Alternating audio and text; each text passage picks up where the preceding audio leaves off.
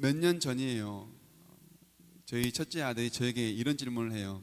아빠, 손흥민이 잘해, 아빠가 잘해? 우리는 어른이니까 무슨 말인지 충분히 이해하고 웃음이 나오죠. 근데 그때 우리 첫째 아이의 표정은 굉장히 진지했어요. 그리고 몇 년이 지났습니다. 이번엔 셋째 아들이 아빠, 손흥민이 잘해, 아빠가 잘해? 또 묻는 거예요. 그 이야기를 들은 첫째 아이의 표정이 어땠을까요? 이제 어이가 없다는 듯이 셋째 아이를 쳐다본 거죠. 그래요. 어린아이에게 아빠란 어떤 존재입니까? 슈퍼맨 같은 존재입니다. 어린아이에게 아빠는 불가능이 없어 보이죠. 어린아이에게 아빠는 다 잘해 보이고 다 가능해 보이고 뭐든지 해줄 것 같은 존재가 바로 이 아빠의 모습이지 않습니까? 성전을 다 지은 솔로몬이 하나님께 이 성전을 드립니다. 성전을 드리는 봉헌식을 하면서 하나님께 기도를 하죠. 하나님께 그 기도하는 내용이 바로 이 역대하 6장에 담겨 있는데요. 재판을 위해서 기도하고 또 죄의 용서를 위해서 기도하고 또 재앙 가운데에서 하나님께서 건져주시기를 기도해요.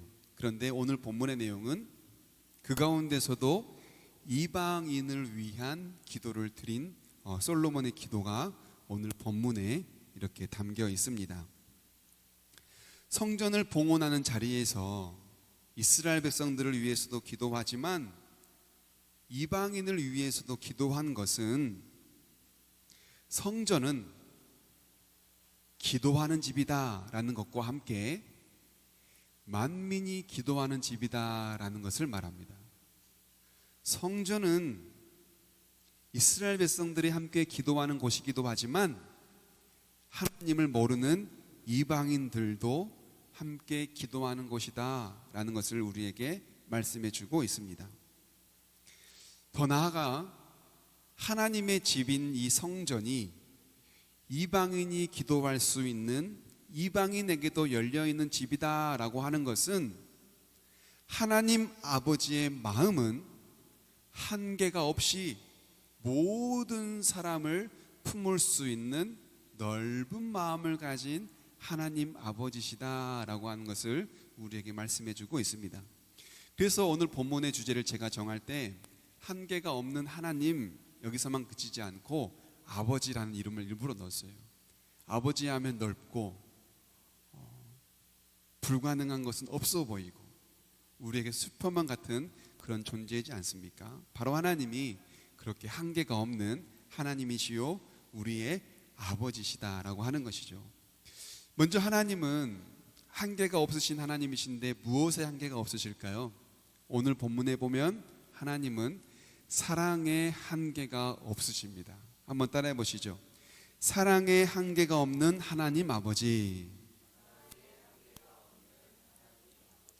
오늘 본문의 역대하 6장 32절입니다. 우리 함께 읽어봅니다. 시작.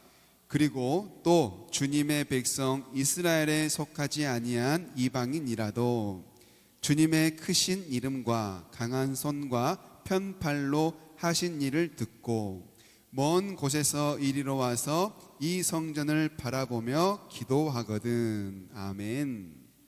솔로몬이 기도합니다. 뭐라고 기도합니까?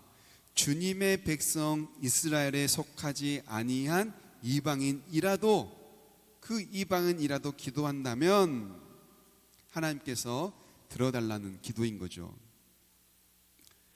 여기서 말하는 이방인은 어떤 이방인입니까? 주님의 백성 이스라엘에 속하지 않는 이방인입니다. 그러니까요, 하나님을 믿지 않은 이방인이에요. 이스라엘 백성들과 교류를 해본 적 없는, 접해보지 않은 이방인입니다.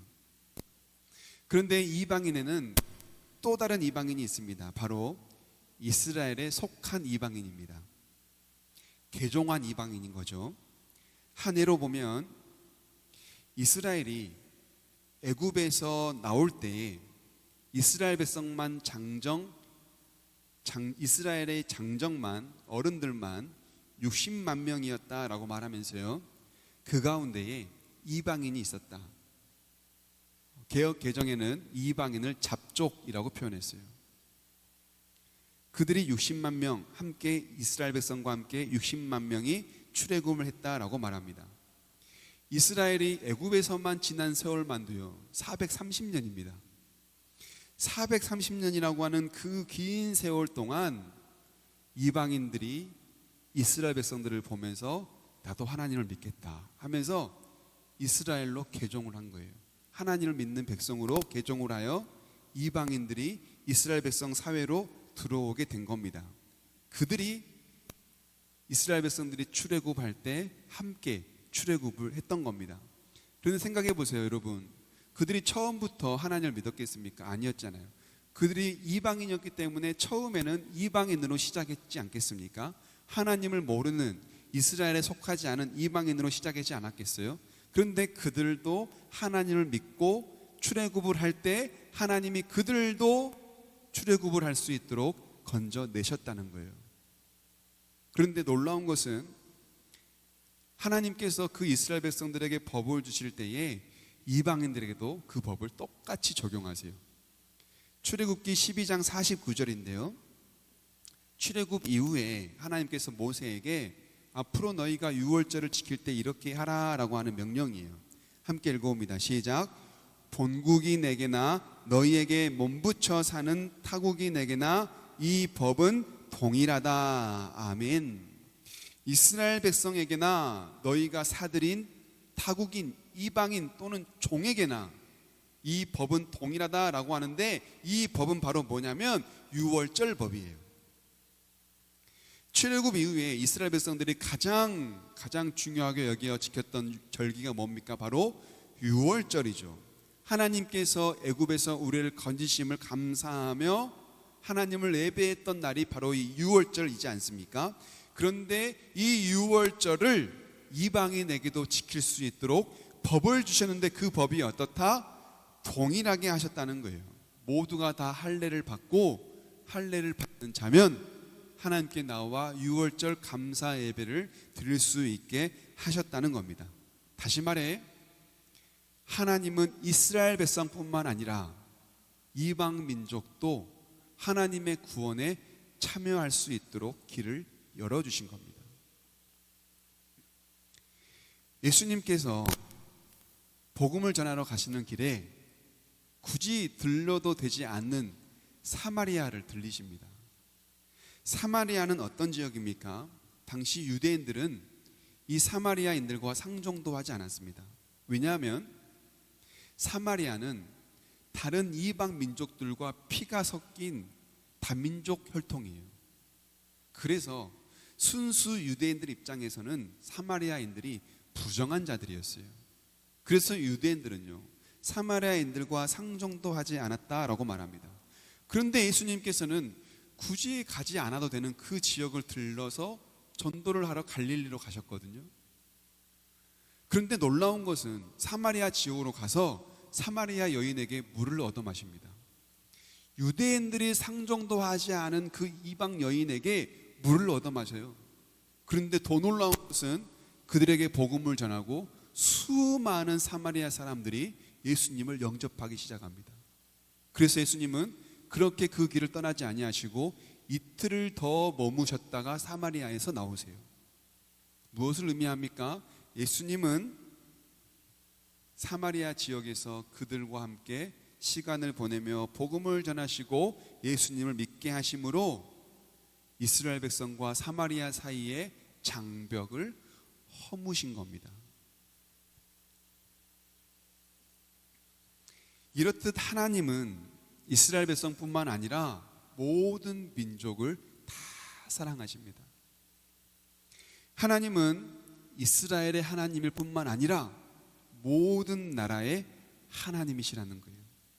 그래서 여러분, 하나님의 사랑에는 벽이 없습니다. 하나님의 사랑에는 한계가 없습니다. 그러니 여러분, 우리가 기억해야 할 게 있습니다.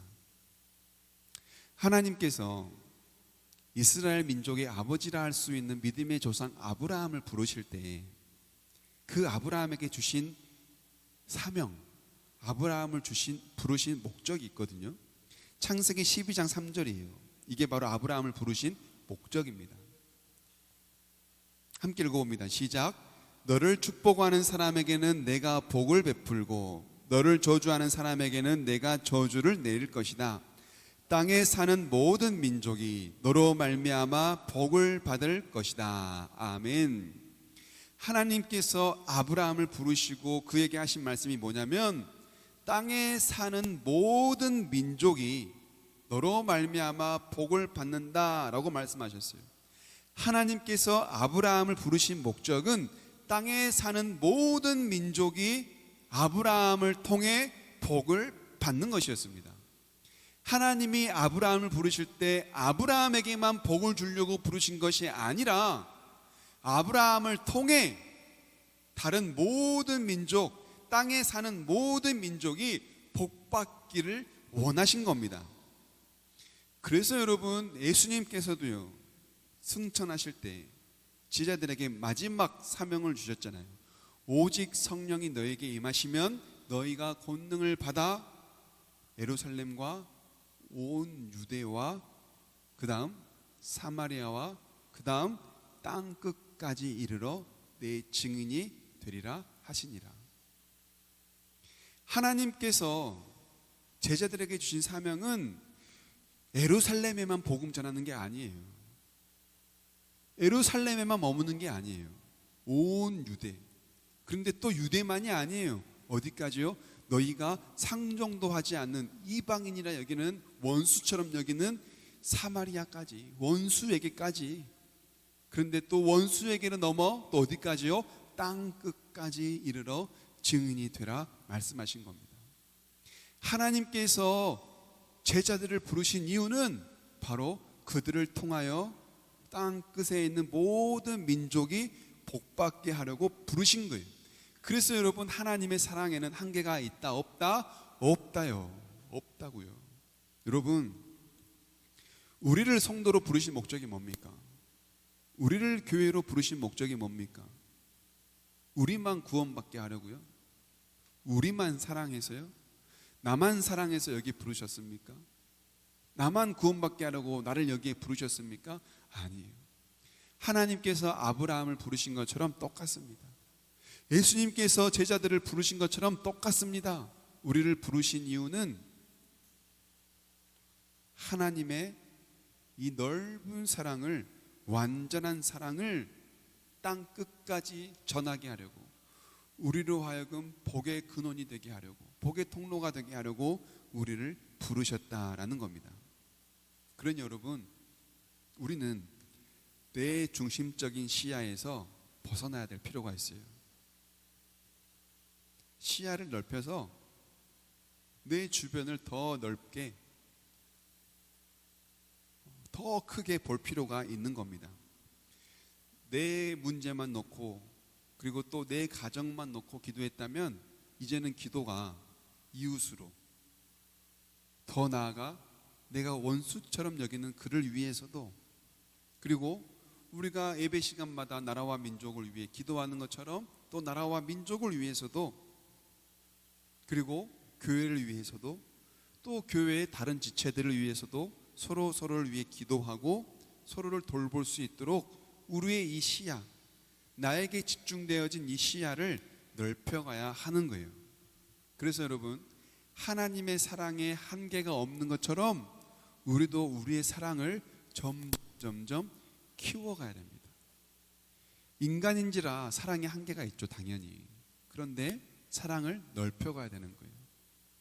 사랑할 만한 사람만, 사랑할 수 있는 사람만 사랑하는 것이 아니라 사랑하지 못할 만한 사람도, 사랑할 수 없는 사람까지도 함께 사랑하면서 우리의 이 사랑에 한계를 두지 않고 서로 사랑해야 되는 겁니다. 그래서 우리는 사랑할 때 어떻게 해야 돼요? 성경에서 우리에게 말씀하시죠. 서로 사랑해라 이렇게 말하지 않고 힘써 사랑해라.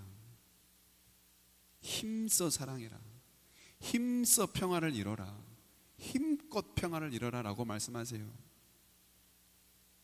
여러분, 우리가 그렇게 하나님의 한계 없는 사랑처럼 우리가 서로를 사랑할 때 한계 없이 힘써서 사랑할 수 있기를 주님의 이름으로 축복합니다. 아멘. 오늘 말씀에서 보게 되는 두 번째 하나님의 한계가 없으면 바로 뭘까요? 하나님은 응답의 한계가 없습니다. 한번 따라해 보실까요? 응답의 한계가 없으신 하나님 아버지.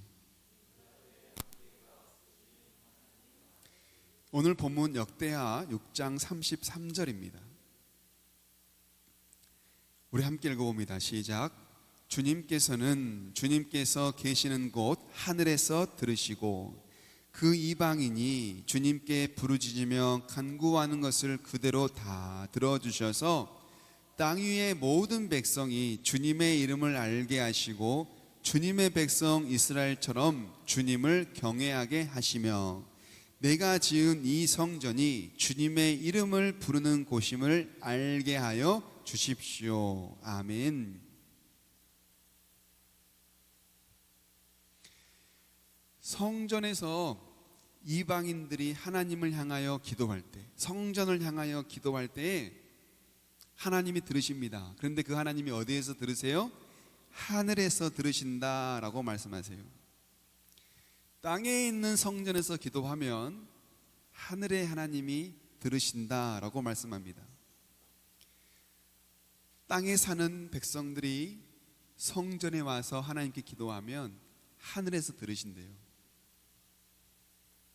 그림이 좀 머릿속에 그려지십니까? 땅에 사는 백성들이 기도하면 어디 와서요? 성전에 와서 기도하면 하늘에 있는 하나님이 들으신대요. 그런 여러분, 이 성전의 역할은 뭡니까? 만남의 장소예요. 누가 만나요? 하나님과 우리가 만나요. 만남의 장소예요. 땅에 있는 기도가 하늘까지 닿는다는 거예요. 어디를 통해요? 성전을 통해. 그러니 성전은 만남의 장소요, 응답의 장소요, 만남의 광장이요, 응답의 광장인 거예요. 그래서 우리는 성전에서 기도한다라고 말하는 거죠. 여러분, 우리가 예수님의 이름으로 기도합니다라고 하고 기도를 마치죠. 왜 우리가 기도를 마칠 때에 예수님의 이름으로 기도합니다라고 하고 기도하고 마칠까요? 예수님은 하나님과 우리 사이에 중보자이시기 때문에 그렇습니다. 어떤 중보자예요?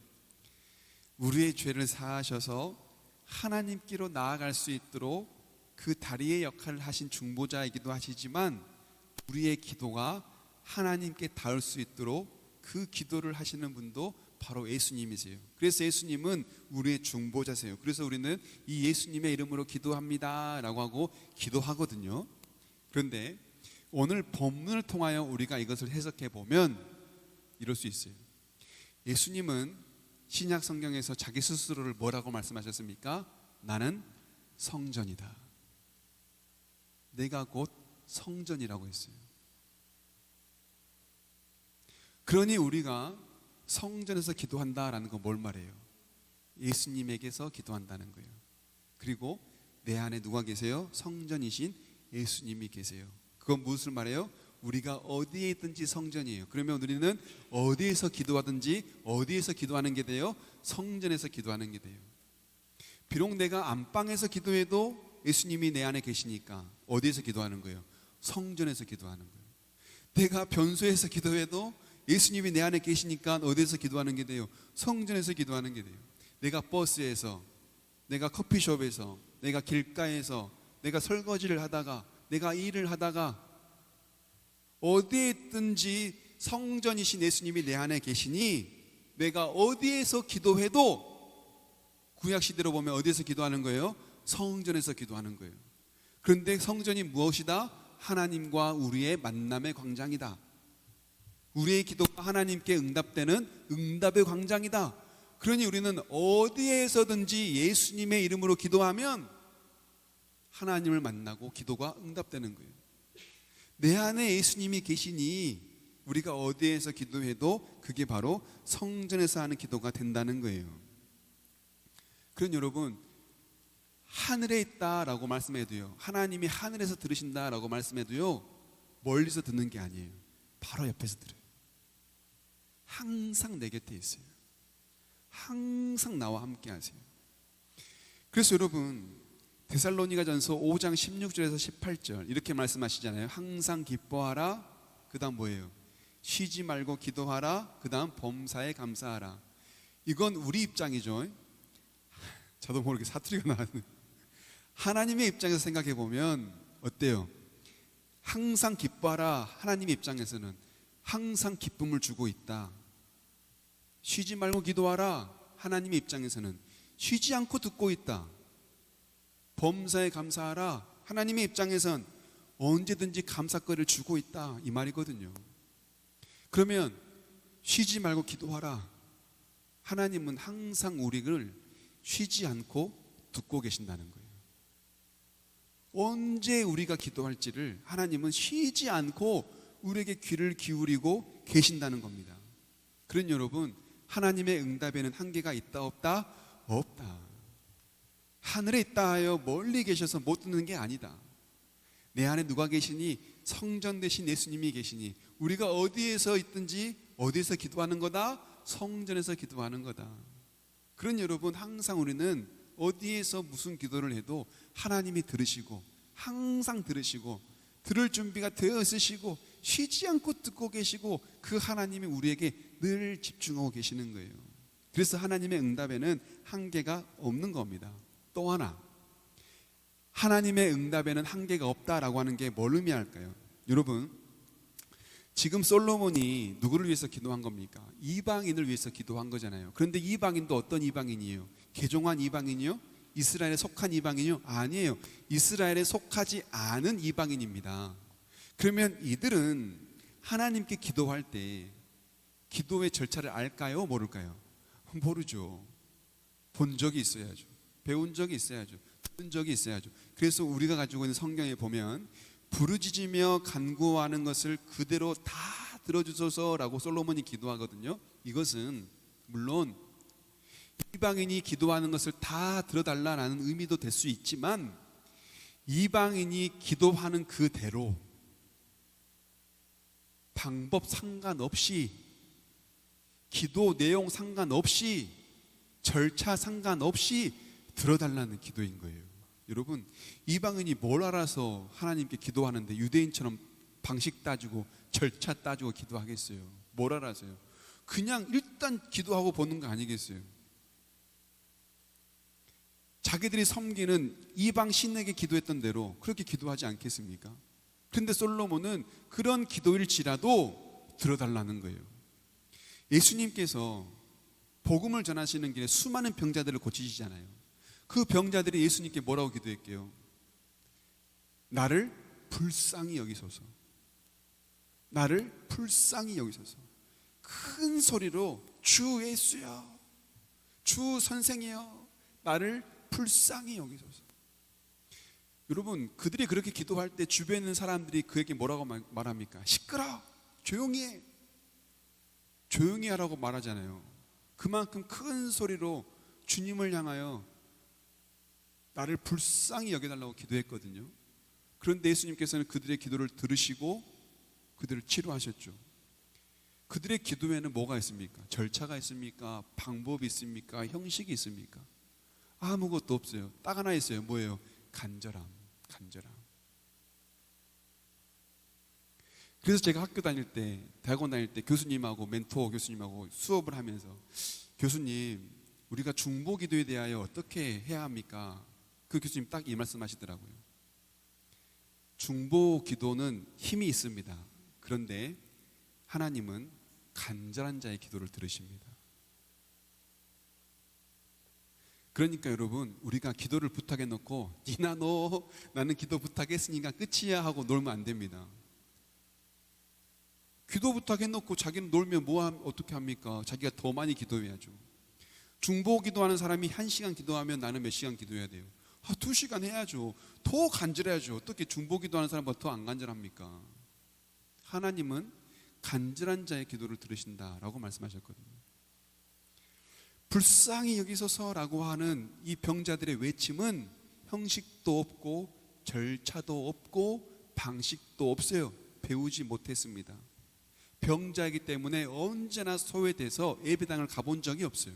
제사를 드려본 적 없어요.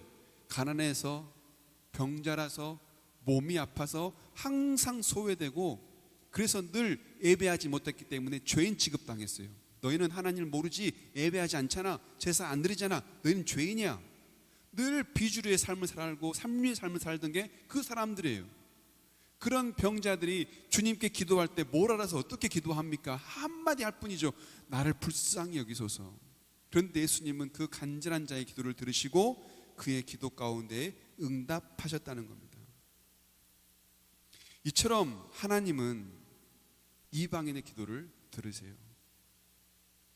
하늘에서 들으시고 그들이 뭐라고 기도하든지 간에 그 마음의 간절함을 보시고 그들의 기도를 들으신다는 겁니다. 그래서 하나님에게 한계가 없는 것 두 번째는 뭐예요? 응답의 한계가 없는 겁니다. 그런 여러분, 우리가 기도할 때 참 응답을 먼저 고민하고 기도할 때가 많거든요. 내가 이걸 기도하면 하나님이 들어주실까 안 들어주실까? 여러분 로또 사보셨어요? 로또 살 때 다 상상하고 사죠. 내가 이거 당첨되면 어디다 쓸까? 걱정 마세요 여러분. 그 고민 안 하셔도 돼요. 우리가 기도할 때 보면 참 웃긴 것은 응답을 고민하고 기도해요. 웃긴 겁니다. 하나님 입장에서 보면 응답은 내가 하는데 왜 네가 고민하냐? 이렇게 하면 응답 받을까? 저렇게 하면 응답 받을까? 나도 그럼 솔로몬처럼 기도해야지 응답되지 않을까? 하면서 기도가 복잡해지는 거예요. 응답을 미리 고민하니까 기도가 복잡해져요. 형식을 따지고 절차를 따지고 장소를 따지고 시간을 따지고, 그렇게 따지는 게 많다 보니까 따지다가 간절함이 사라져 버려요. 여러분, 지금 내가 죽게 생겼으면 따질 것이 뭐 있어요? 지금 내가 엎어지게 생겼으면 따질 것이 뭐 있어요? 일단 하고 봐야지. 하나님이 보시기에 간절한 기도는 그 기도예요. 그런 여러분, 우리가 응답을 미리 고민해서 기도에 대한 고민할 필요가 없습니다. 겁낼 것도 없어요. 기도하는데 겁을 내요. 겁내지 마세요. 처음에 우리 교회 개척하고 대표기도 세울 때 얼마나 다들 겁을 내시던지 막 벌벌 떨어가지고 막 목사님 저 기도 절대 못해요. 저는 기도할 줄 몰라요. 겁내지 마세요 여러분. 하나님이 뭐 기도 잘못했다고 잡아가십니까? 기도할 때 겁낼 것 없습니다. 우리 안에 뭐만 있으면 돼요? 간절함만 있으면 돼요. 간절함. 방법 몰라도 됩니다. 물론 저는 우리 다음 세대 산부 아이들한테 대표 기도할 때 가르칩니다. 먼저 하나님 아버지를 부르고, 그 다음에 감사를 하고, 또 회개를 하고, 그 다음에 간구, 예배, 나라, 민족, 학교, 또 친구들 간구를 하고, 마지막에는 꼭 예수님의 이름으로 기도합니다 하라고 마쳐라. 물론 아이들이니까 가르치죠. 당연히 이렇게 가르치죠. 교육을 해야 되니까. 그런데 여러분, 우리가 기도하는데 이거 다 따지면 언제 기도해요? 언제? 함께 모여서 대표로 기도할 때는 그렇게 기도할 필요가 있겠지만, 우리가 가정에서 기도할 때는, 수시로 기도할 때는 우리 안에 간절한 마음을 가지고 하나님의 이름을 부르며 어디에 있든지 기도하면 하나님은 우리의 기도를 들으신다는 겁니다. 그런 여러분, 하나님은 합리적이고 이성적이고 논리적이고 순서가 잘 정렬된 기도를 들으시는 게 아니라 누구의 기도요? 간절한 자의 기도. 이방인일지라도 간절한 자의 기도를 들으신다는 것을 우리가 꼭 기억하셔서 하나님 앞에, 응답의 한계가 없으신 그 하나님 앞에 간절히 기도할 수 있기를 주님의 이름으로 축복합니다. 말씀을 맺겠습니다. 오늘 말씀에서 우리에게 두 가지 말씀하세요. 우리 하나님은 한계가 없는 하나님 아버지십니다. 무엇의 한계가 없습니까? 사랑의 한계가 없습니다. 그 다음 무엇의 한계가 없습니까? 응답의 한계가 없습니다. 끝없이 우리를 사랑하시고 끝없이 쉬지 않고 우리의 기도를 들으시는 그 아버지 앞에 기도하고, 또 한계없이 사랑을 베푸신 것처럼 우리 역시 한계없이 사랑을 베풀면서 그렇게 하나님의 뜻을 이루어가는 저와 여러분 다 될 수 있기를 주님의 이름으로 축복합니다. 아멘. 우리 주신 말씀 생각하시면서 우리 하나님 앞에 찬양 드리며 기도합시다.